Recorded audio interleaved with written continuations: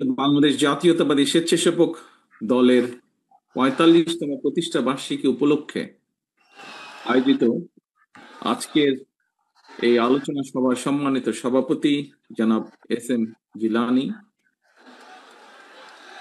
অনুষ্ঠানের মঞ্চে উপস্থিত বাংলাদেশ জাতীয়তাবাদী দল বিএনপি জাতীয় স্থায়ী কমিটির সম্মানিত সদস্যবৃন্দ, উপস্থিত বিএনপির কেন্দ্রীয় এবং অঙ্গ ও সহযোগী সংগঠনের বিভিন্ন পর্যায়ের নেতৃবৃন্দ, উপস্থিত গণ অভ্যুত্থানের শহীদ পরিবারের সম্মানিত সদস্যগণ এবং সমাবেশে অংশগ্রহণকারী স্বেচ্ছাসেবক দলের প্রিয় সহকর্মীবৃন্দ, আসসালামু আলাইকুম। 2024-এর গণ অভ্যুত্থানে শহীদ পরিবারের সম্মানিত সদস্য সহ আপনারা এতক্ষণ যারা বক্তব্য রেখেছেন, আপনাদের বক্তব্যে ফ্যাসিবাদী বিরোধী আন্দোলনে বিএনপি সহ সকল গণতান্ত্রিক রাজনৈতিক দলগুলোর পাশাপাশি 2024 সালের গণ অভ্যুত্থানে জাতীয়তাবাদী স্বেচ্ছাসেবক দলের ভূমিকা এবং দেশের চলমান রাজনৈতিক পরিস্থিতির চিত্র উঠে এসেছে। প্রিয় সহকর্মীবৃন্দ, মানবিকতা, ত্যাগ, সামাজিক দায়বদ্ধতা থেকে স্বেচ্ছাশ্রমের অনুপ্রেরণা এবং অঙ্গীকার নিয়ে 1980 সালের এই দিন থেকেই জাতীয়তাবাদী স্বেচ্ছাসেবক দলের পথ চলা শুরু হয়েছে। আমরা দেখেছি প্রতিষ্ঠার পর থেকেই বিভিন্ন সময় বিভিন্ন পরিস্থিতিতে স্বেচ্ছাশ্রমের ভিত্তিতে, সেটি পরিষ্কার পরিচ্ছন্নতা অভিযানই হোক, সেটি প্রাকৃতিক দুর্যোগে মানুষের পাশে দাঁড়ানোই হোক, সেটি কোভিডের সময় বিপন্ন মানুষের দিকে সাহায্যের হাত বাড়ানোই হোক, বিভিন্ন সামাজিক কর্মসূচি স্বেচ্ছাসেবক দল পালন করেছে, পালন করে চলছে। শুধু তাই নয়, একই সঙ্গে দেশে গণতন্ত্র প্রতিষ্ঠা এবং স্বৈরাচার ও ফ্যাসিবাদ বিরোধী আন্দোলনে সংগ্রামে স্বেচ্ছাসেবক দল রাজপথে ভূমিকা রেখেছে, বরং বলা উচিত শুধু ভূমিকাই রাখেনি, অত্যন্ত সাহসী ভূমিকা রেখেছে।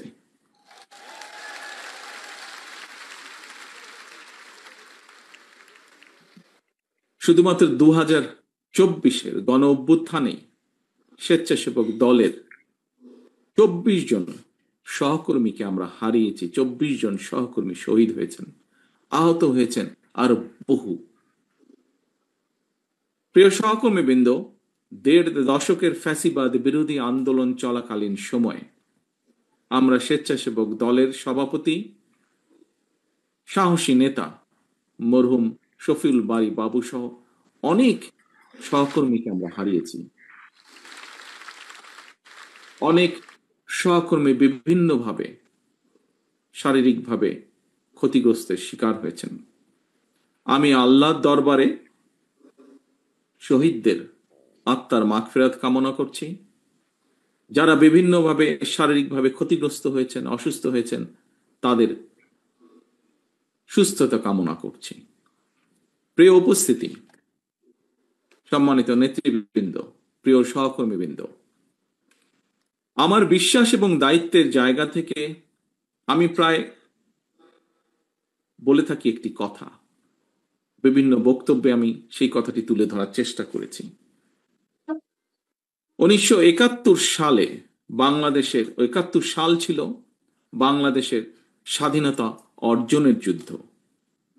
2024 সাল 1971 সালে সেই স্বাধীনতা যাতে আমরা অর্জন করেছি, সেই স্বাধীনতা রক্ষার যুদ্ধ ছিল 2024 সাল।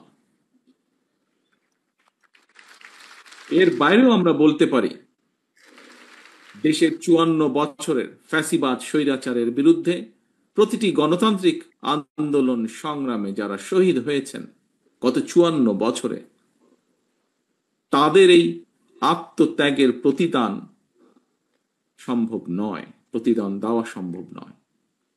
এই সকল বীর শহীদদের কাছে আমরা যারা বেঁচে রয়েছি সহ সমগ্র বাংলাদেশ ঋণী। হাজারো শহীদদের আত্মত্যাগের বিনিময়ে ইতিহাসের নৃশংসতম এক ফ্যাসিস্টের পতন এবং পলায়নের পর এখন ফ্যাসিবাদ বিরোধী গণতান্ত্রিক শক্তির নিজেদের মধ্যে নিত্য নতুন ইস্যু নিয়ে অহেতুক বিতর্কে লিপ্ত হওয়া শহীদদের আত্মত্যাগের প্রতি অবমাননার শামিল বলে একজন রাজনৈতিক কর্মী হিসাবে আমি মনে করি। বরং সকল শহীদদের কাঙ্ক্ষিত ইনসাফ ভিত্তিক একটি গণতান্ত্রিক বাংলাদেশ প্রতিষ্ঠার মাধ্যমে সেই শহীদদের রক্তের ঋণ এবং যারা বিভিন্নভাবে শারীরিকভাবে ক্ষতিগ্রস্ত হয়েছেন তাদের সেই আত্মত্যাগের ঋণ পরিশোধ করার এখন সময়ের দাবি বলে আমি বিশ্বাস করি। স্বেচ্ছাসেবক দলের প্রিয় ভাই ও বোনেরা, দূর গ্রামের যেই ছেলেটি কিংবা যে মেয়েটি যার হয়তো এখনো রাজধানীতেও আসার প্রয়োজন পড়েনি বা আসেনি, কিংবা আমরা শহর অথবা গ্রাম যারা যেখানেই বসবাস করি না কেন, তথ্য প্রযুক্তির অবাধ প্রবাহের কারণে সমগ্র বিশ্ব এখন, যেমন আজকে আমি আপনাদের সামনে এখানে উপস্থিত আছি তথ্য প্রযুক্তির কারণে, সমগ্র বিশ্ব এখন সবার হাতের মুঠোয়। এবং এর কারণেই জ্ঞান বিজ্ঞানের বলা যায় প্রায় সকল দ্বার উন্মুক্ত, সবার সামনেই বিশ্ব নাগরিক হয়ে ওঠার একটা সুযোগ এবং সম্ভাবনা কিন্তু বিদ্যমান তথ্য প্রযুক্তির কারণে। আমি মনে করি আমাদের জনগণের সামনে, বিশেষ করে আমাদের তরুণ সমাজের সামনে, আমাদের তারুণ্যের সামনে সাফল্য এবং সম্ভাবনার পথ সুগম, এবং এই পথটিকে আরো সুগম করে দেওয়াটাই হচ্ছে একজন রাজনৈতিক কর্মী হিসাবে এই মুহূর্তে আমার এবং আপনার এবং আমাদের সকলের প্রধান কর্তব্য। প্রিয় সহকর্মীবৃন্দ, প্রতিটি মা, প্রতিটি বাবা তার সন্তান স্বজনের জন্য একটি নিশ্চিন্ত নিরাপদ ভবিষ্যৎ দেখতে চান, রেখে যেতে চান। প্রতিটি বাবা বা মায়ের চাওয়া পাওয়া কিংবা প্রত্যাশা পূরণের লক্ষ্য নিয়েই আমাদের প্রিয় দল বাংলাদেশ জাতীয়তাবাদী দল আগামী দিনের সকল রাজনৈতিক পরিকল্পনা এবং কর্মসূচি গ্রহণ করছি বা পরিকল্পনা সাজাচ্ছি আমরা। কারণ বিএনপি মনে করে বর্তমান এবং ভবিষ্যৎ প্রজন্মের সামনে একটি নিরাপদ ভবিষ্যৎ নিশ্চিত করতে চাইলে অবশ্যই আমাদেরকে প্রচলিত ধারার রাজনীতি থেকে বেরিয়ে আসতে হবে। এখানে একজন বক্তা উল্লেখ করেছেন প্রতিশোধ, প্রতিহিংসা। ইয়েস, প্রতিরোধ, প্রতিহিংসা কিংবা কথামালার রাজনীতির পরিবর্তে বাস্তবধর্মী পরিকল্পনা গ্রহণ এবং বাস্তবায়নের মাধ্যমে প্রচলিত রাজনীতির ধারার গুণগত পরিবর্তন ঘটাতে হবে। প্রিয় সহকর্মীবৃন্দ, বর্তমানে সমগ্র বিশ্ব আর্টিফিশিয়াল ইন্টেলিজেন্সের যুগে প্রবেশ করছে। এই সময়ের চ্যালেঞ্জ মোকাবেলায় কিন্তু আমাদের পিছিয়ে থাকার কোন রকম সুযোগ নেই। এই সময়ের চাহিদার দিকে লক্ষ্য রেখে বিএনপি ইতিমধ্যেই বিভিন্ন সেক্টরকে চিহ্নিত করে সুনির্দিষ্ট এবং সুচিন্তিত পরিকল্পনা বা পলিসি নির্ধারণ করছে।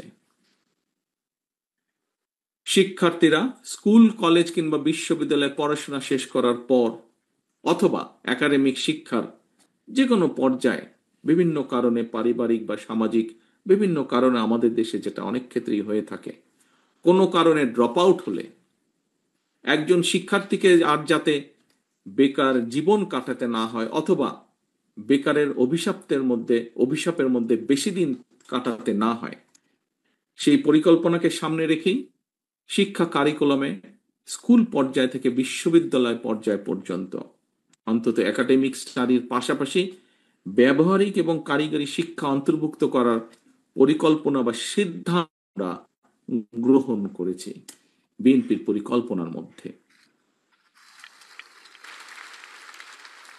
বর্তমান এবং ভবিষ্যৎ প্রজন্মকে আজ এবং আগামী দিনের প্রতিযোগিতায় যোগ্যতম হিসাবে গড়ে তোলার লক্ষ্যে বিএনপির উদ্যোগে ইতিমধ্যেই একটি শিক্ষা বিশেষজ্ঞ টিম শিক্ষা কারিকুলাম আধুনিক বা মডার্নাইজ এর প্রস্তাব এবং পদ্ধতি নিয়ে কাজ করছে। এই টিমের মধ্যে আমাদের দলের যারা এই ব্যাপারে এক্সপার্ট তারা যেমন আছেন, একইভাবে এ ব্যাপারে বেশ কয়েকজন বিশেষজ্ঞ কাজ করছেন যারা হয়তো আমাদের দলের সদস্যও নন, কিন্তু তারা দেশের জন্য কন্ট্রিবিউট করতে চান, এরকম মানুষ কাজ করছেন। স্বেচ্ছাসেবক দলের প্রিয় ভাই বোনেরা, ধর্মীয় সামাজিক মূল্যবোধ, মানবিক মূল্যবোধ সম্পন্ন ভবিষ্যৎ প্রজন্ম গড়ে তোলার পাশাপাশি বর্তমান প্রজন্মের স্বাচ্ছন্দ্যময় জীবন নিশ্চিত করার জন্য বিএনপি নির্দিষ্ট কর্ম পরিকল্পনা এবং নীতি আমরা গ্রহণ করার চেষ্টা করছি বিএনপির মাধ্যমে বা আমাদের টিমগুলোর মাধ্যমে। আপনারা অনেকেই কিন্তু এর মধ্যে দেখেছেন, জেনেছেন, কোনো কোনো ক্ষেত্রে আপনারা সেখানে ছিলেন না, উপস্থিত ছিলেন ফিজিক্যালি আপনারা। সেটি হচ্ছে দেশের প্রায় অনেকগুলো জেলাতে, বিভাগ পর্যায়ে হোক, জেলা পর্যায়ে হোক, তারপরে তারুণ্যের সমাবেশ হোক, জাতীয়তাবাদী ছাত্র দলের কয়েকদিন আগে যেই সমাবেশ ছিল সেখানে হোক, যুব দলের বেশ কিছু সমাবেশে আমি দেশের বর্তমান ভবিষ্যৎ প্রজন্মের জন্য একটি কল্যাণ রাষ্ট্র বিনির্মাণের লক্ষ্যে বিএনপির নেওয়া অনেকগুলো কর্ম পরিকল্পনা আমি তুলে ধরেছি এবং বিভিন্ন জায়গায় আমাদের যে টিম যারা 31 দফা সহ বিভিন্ন কিছু ক্ষেত্রে নজরুল ভাই ওনার বক্তব্যে তুলে ধরেছেন, এই টিমগুলো বিভিন্নভাবে বক্তব্য তুলে ধরেছেন বা তুলে ধরেছে বিভিন্ন এই অনুষ্ঠানগুলোতে। আমরা বলেছি বিএনপির আগামী দিনের নীতি বা রাজনীতি হবে জনগণের জীবন মান উন্নয়নের রাজনীতি। সেটি দেশের ভিতরে হোক, সেটি দেশের ভেতরে হোক, বিদেশে হোক, যাতে কর্মসংস্থান সৃষ্টি করা যায়। এবং শুধু কর্মসংস্থান সৃষ্টি নয়, আমাদের আরেকটি মূল লক্ষ্য বা টার্গেট থাকবে নিরাপদ কর্ম পরিবেশ সৃষ্টি করা। এটিই হবে আমাদের রাজনীতি। বিএনপির নেওয়া সকল পরিকল্পনা বাস্তবায়নের ক্ষেত্রে খুব সম্ভব নজরুল ভাই তার বক্তব্যে এই কথাটি বলেছেন, ওনার সাথে একই সাথে সুর করে আমিও বলতে চাই, জাতীয়তাবাদী স্বেচ্ছাসেবক দলের নেতাকর্মীদের ভূমিকা আগামী দিনে বাংলাদেশে আরো গুরুত্বপূর্ণ হয়ে উঠবে। এই পরিকল্পনাগুলোকে আমরা আল্লাহর রহমতে সরকার গঠন করলে এই পরিকল্পনাগুলোকে বাস্তবায়ন করার ক্ষেত্রে, কারণ বিশ্বের সার্বিক অগ্রগতির সঙ্গে মানুষের অধিকার এবং চাহিদার একটা কিন্তু ব্যাপ্তি ঘটেছে, চেঞ্জ ঘটেছে। আগে আমরা বলতাম অন্ন, বস্ত্র, বাসস্থান, শিক্ষা বা চিকিৎসা। এখন আর শুধু অন্ন, বস্ত্র, বাসস্থান, শিক্ষা কিংবা চিকিৎসা এই কয়টি শুধু মানুষের মৌলিক অধিকার নয়, বরং এর সাথে অর্থনৈতিক সচ্ছলতা এই নিশ্চিতের পাশাপাশি বাক স্বাধীনতা বলেন, নিরাপত্তা বলেন, জলবায়ু বলেন, পরিবেশ বলেন, এসব বিষয়গুলোকেও কিন্তু বর্তমান বিশ্বে মানুষের মৌলিক চাহিদার অংশ হিসেবে স্বীকৃতি দেওয়া হয় বা গ্রহণ করা হয়। এবং এই কারণেই বিএনপির গৃহীত কর্মসূচিগুলোর মধ্যে জলবায়ুর নেতিবাচক যে প্রভাব সেটাকে কিভাবে মোকাবেলা করা যায় এবং মোকাবেলার মাধ্যমে পরিবেশ সংরক্ষণের জন্য সুনির্দিষ্ট পরিকল্পনা আমরা গ্রহণ করছি। আমাদের টিম এই পরিকল্পনাগুলো তৈরি করছে, এই বিষয়ে যারা কাজ করছেন এই সেক্টরে। এ প্রসঙ্গে আমি কথা প্রসঙ্গে এখানে একজন বক্তা বলে গিয়েছেন, খুব সম্ভব বোধহয় আমাদের গাজীপুরে মিলন সাহেব বলেছেন ওনার বক্তব্যে, কৃষি এবং পরিবেশের উন্নয়নে আমাদের দলের প্রতিষ্ঠাতা, স্বাধীনতার ঘোষক, বাংলাদেশের প্রথম রাষ্ট্রপতি শহীদ জিয়া দেশে সবুজ বিপ্লব শুরু করেছিলেন।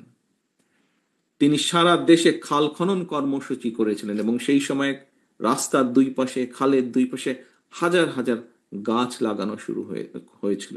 শুধু তাই নয়, দেশনেত্রী খালেদা জিয়ার সরকারের সময়ও কিন্তু আমরা দেখেছি সেই সময় উপজেলা পর্যায়ে কিভাবে বৃক্ষ মেলা হয়েছিল এবং আমরা দেখেছি গ্রামের মানুষ কিভাবে সেই বৃক্ষ মেলা থেকে গাছের চারাগুলো কিনে নিয়ে যেতেন, কিনতেন এবং তাদের বাড়ির আঙিনা হোক, বিভিন্ন জায়গায় হোক, বৃক্ষ রোপণ করতেন, এই বৃক্ষ চারাগুলো রোপণ করতেন। এই সব কর্মসূচি, হাজার হাজার যে গাছ লাগানো হয়েছিল, এই সব কর্মসূচিতে সেই সময় অনেক নাগরিক স্বেচ্ছাশ্রমের ভিত্তিতে অংশগ্রহণ করেছিলেন। প্রিয় সহকর্মীবৃন্দ, এই একই ধারাবাহিকতায় পরিবেশের উন্নয়নের লক্ষ্যে বিএনপি ইনশাল্লাহ আগামী দিনে জনগণের রায় আল্লাহর রহমতে সরকার গঠন করতে সক্ষম হলে আগামী 5 বছর সারা দেশে কমপক্ষে আমরা 25 কোটি গাছ লাগানোর পরিকল্পনা গ্রহণ করেছি। শুধু তাই নয়, দেশকে বন্যা বলেন, খরা বলেন, এসবের থেকে রক্ষার পাশাপাশি কৃষকদের সেচ সুবিধার জন্য, মানুষের পানির সুবিধার জন্য, পানির সুবিধা নিশ্চিত করার জন্য আমরা ইনশাল্লাহ পুনরায় খাল খনন কর্মসূচি, খাল কাটা বা খাল খনন বলুন, এই কর্মসূচি আমরা চালু করব, সিদ্ধান্ত নিয়েছি আমরা। এর কাজ এরই মধ্যে পরিকল্পনাগুলো গ্রহণ করা হচ্ছে।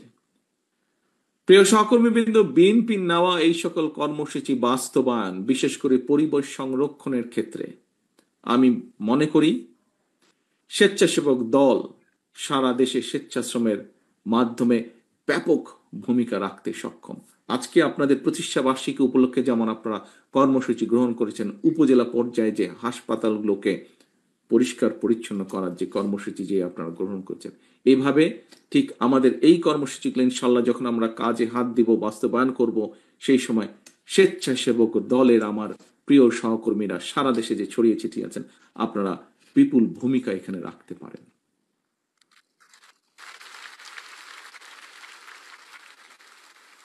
প্রিয় ভাই বোনেরা, হাজারো শহীদের রক্তের বিনিময় ফ্যাসিবাদ মুক্ত বাংলাদেশে বর্তমান অন্তর্বর্তীকালীন সরকার আগামী ফেব্রুয়ারি মাসে জাতীয় নির্বাচন অনুষ্ঠানের সম্ভাব্য সময় নির্ধারণ করেছে বা এরকম একটি ঘোষণা তারা দিয়েছেন। এই নির্বাচনের মাধ্যমে দেশের জনগণ দীর্ঘ 1.5 দশকেরও প্রায় বেশি সময় পর আমরা বিশ্বাস করি, আমরা প্রত্যাশা রাখি, আশা করি আমরা নির্ভয়ে নিরাপদে নিজেদের ভোট দিয়ে নিজেদের পছন্দের প্রার্থীকে, নিজেদের পছন্দের এজেন্ডাকে বাস্তবায়ন করে জনপ্রতিনিধিদের মাধ্যমে বাস্তবায়ন করার, নিজেদের ম্যানিফেস্টোকে বাস্তবায়ন করার সুযোগ পাবেন দেশের জনগণ। তবে নির্ধারিত সময়ে যা নজরুল ভাই এখানে তার বক্তব্যে উল্লেখ করেছেন, সেই কথা রেশ ধরে আমিও একটু বলতে চাই। তবে নির্ধারিত সময় নির্বাচন অনুষ্ঠান নিয়ে ফ্যাসিবাদ বিরোধী আন্দোলনে আমাদের রাজপথের সহকর্মী যোদ্ধা কোন রাজনৈতিক দলের বা তাদের সদস্যদের বক্তব্যে, মন্তব্যে গণতান্ত্রিকামী জনগণের মনে নানা জিজ্ঞাসার জন্ম দিয়েছে।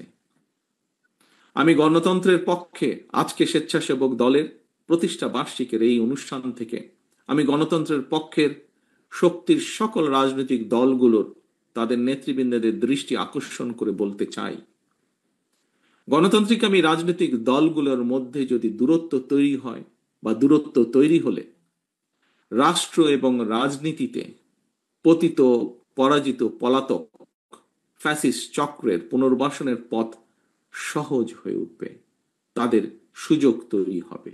এই ব্যাপারে আমি গণতান্ত্রিক সারা দেশে প্রিয় গণতান্ত্রিক আমি জনগণের প্রতি সজাগ এবং সতর্ক থাকার বিনীত আহ্বান জানাই।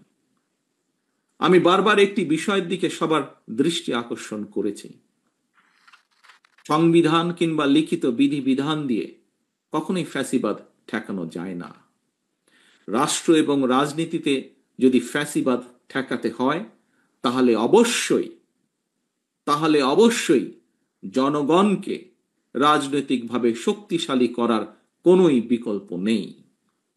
সরাসরি ভোট দিয়ে জনপ্রতিনিধি নির্বাচনের অধিকার প্রয়োগের যে চর্চা, এই চর্চার মধ্যে দিয়ে রাষ্ট্র এবং রাজনীতিতে জনগণ শক্তিশালী হয়ে উঠে। জনগণ শক্তিশালী না হলে রাষ্ট্র এবং সরকার, অর্থাৎ জনগণ রাজনৈতিকভাবে যদি শক্তিশালী না হতে পারে, রাজনৈতিকভাবে যদি জনগণকে শক্তিশালী করা না যায়, তাহলে রাষ্ট্র এবং সরকার শক্তিশালী হয়ে উঠতে পারে না। গণতান্ত্রিক ব্যবস্থাপনায় রাষ্ট্র এবং রাজনীতিতে জনগণকে শক্তিশালী করা কিংবা প্রতিটি নাগরিকের রাজনৈতিক অধিকার প্রতিষ্ঠার ক্ষেত্রে নির্বাচনই হচ্ছে জনগণের সরাসরি ভোটের যে নির্বাচনী ব্যবস্থা, সেই নির্বাচনই হচ্ছে অন্যতম প্রধান মাধ্যম।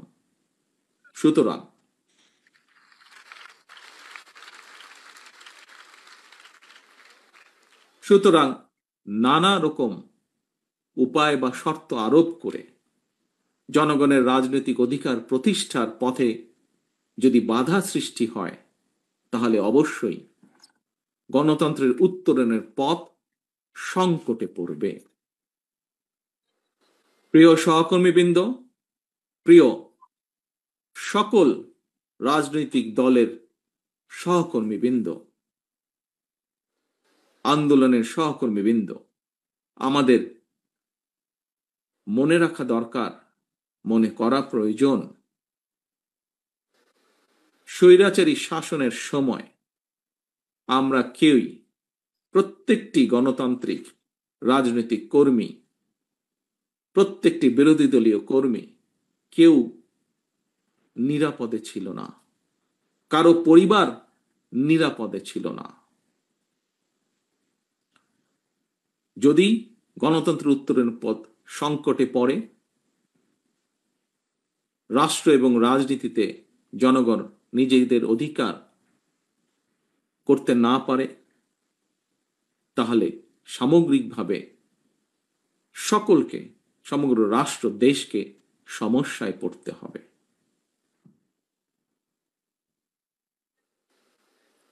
প্রিয় সহকর্মীবৃন্দ, আমাদের মনে রাখা দরকার, রাষ্ট্র এবং রাজনীতিতে জনগণ নিজেদের অধিকার প্রতিষ্ঠার জন্যই ফ্যাসিবাদ বা স্বৈরাচারের অবসান ঘটিয়েছে রাজপথে নেমে আসার মাধ্যমে। 2024 সালের 5ই আগস্ট। প্রিয় উপস্থিতিবৃন্দ, সম্মানিত নেতৃবৃন্দ, জনগণের সরাসরি ভোটে জনগণের সমর্থন নিয়ে রাষ্ট্র পরিচালনার দায়িত্ব পেলে দেশ এবং জনগণের কল্যাণে বিএনপির নেওয়া পরিকল্পনাগুলোর দ্রুত বাস্তবায়ন সম্ভব। সুতরাং আসন্ন জাতীয় নির্বাচনে বা নির্বাচনকে সামনে রেখে আপনারা দেশের সর্বস্তরের জনগণের কাছে বিএনপির যে পরিকল্পনাগুলো আমি আপনাদের সামনে, নেতৃবৃন্দ আপনাদের সামনে তুলে ধরেছে, সেই পরিকল্পনাগুলো আপনারা জনগণের সামনে তুলে ধরুন।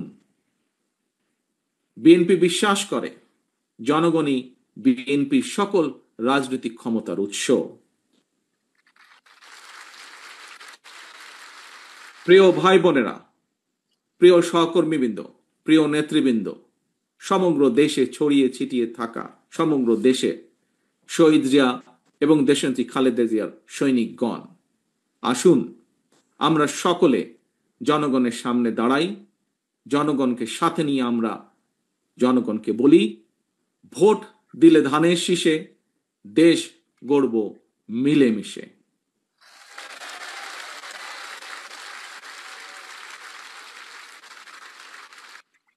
স্বেচ্ছাসেবক দলের প্রিয় ভাই ও বোনেরা, সারা দেশের প্রতিটি ইউনিয়নে স্বেচ্ছাসেবক দলের অসংখ্য নেতাকর্মী সমর্থক রয়েছেন।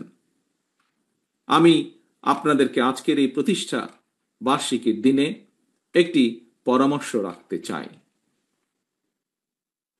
স্বেচ্ছাশ্রমের ভিত্তিতে আজ আপনারা সারা দেশের উপজেলা পর্যায়ে যে হাসপাতালগুলোতে যে অভিযানটি আপনারা করছেন, যে কাজটি আপনারা করছেন, স্বেচ্ছাশ্রমের ভিত্তিতে আপনারা পরিবেশ রক্ষায় পরিচ্ছন্নতা অভিযান কার্যক্রমের জন্য সারা দেশে ইউনিয়ন ভিত্তিক একটি কর্ম পরিকল্পনা তৈরি করা যায় কিনা বিষয়টি বিবেচনা করে দেখবেন। আমি মনে করি একটি সুবিধাজনক সময় স্বেচ্ছাশ্রমের ভিত্তিতে সারা দেশে একযোগে পরিচ্ছন্নতা অভিযান ঘোষণা দিয়ে কার্যক্রম শুরু করলে একদিকে পরিবেশ রক্ষায় যেমন আপনারা ভূমিকা রাখতে সক্ষম হবেন, অপরদিকে প্রচলিত রাজনীতির গুণগত পরিবর্তনের ক্ষেত্রে একটি দৃষ্টান্ত স্থাপন করতেও স্বেচ্ছাসেবক দল সক্ষম হবে, যা জাতীয়তাবাদী দল বা জাতীয়তাবাদী শক্তিকে জনগণের সামনে রিপ্রেজেন্ট করবে নতুনভাবে। প্রিয় সহকর্মীবৃন্দ, অনেক লম্বা হয়ে গেছে বক্তৃতার পালা। পরিশেষে বক্তৃতা আমি শেষ করে আনতে চাই। আমি বক্তব্যের শেষে আপনাদেরকে আমি আপনাদের প্রতি আহ্বান রেখে বলবো, ফ্যাসিবাদ বিরোধী আন্দোলন করতে গিয়ে আমাদের লাখো নেতাকর্মীকে বছরের পর বছর ঘরবাড়ি ছাড়া থাকতে হয়েছে। আমাদের হাজারো নেতাকর্মীকে গুম খুন অপহরণের শিকার হতে হয়েছে।